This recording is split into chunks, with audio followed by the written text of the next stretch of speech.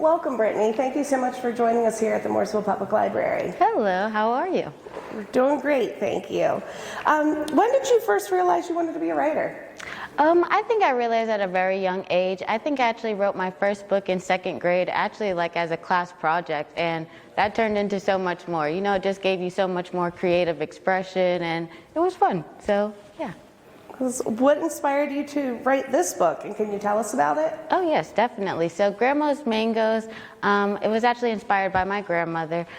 She passed away 4 years ago, and basically when I was younger, we planted a mango tree, and as the tree grew, I grew. So, you know, I was there with the tree. I'm 26 years old now, and the tree is still there.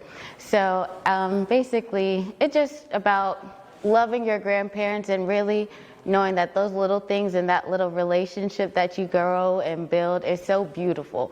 And so basically, my book is just about how I grew with the tree, and eventually my grandma could no longer take care of the tree, and it became my duty to help even more to take care of the tree until she finally passed away.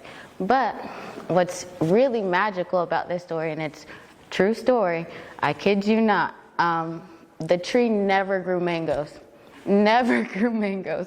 The tree never grew mangoes until the month after my grandma passed away. Mangoes. Oh, wow. Covered the floor.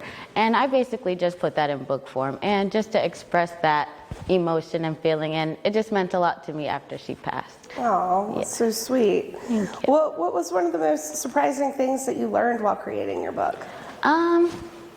It's a lot of work. I think that it's just really, you don't think it's as much work as it is, but then when you have to go back and edit 6 times and have somebody reread it 8 times, and, you know, just really like nitpicking at it because you want it to come off perfect as best as you can. So I think that part is probably the hardest, just the after story part, really, just really building the story and creating the book. It's a hard. Now, do you have any suggestions to help others become writers?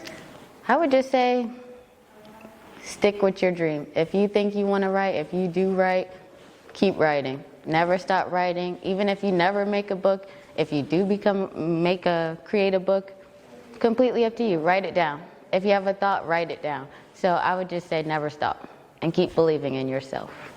Oh, thank you so much for joining us today. Thank you so much.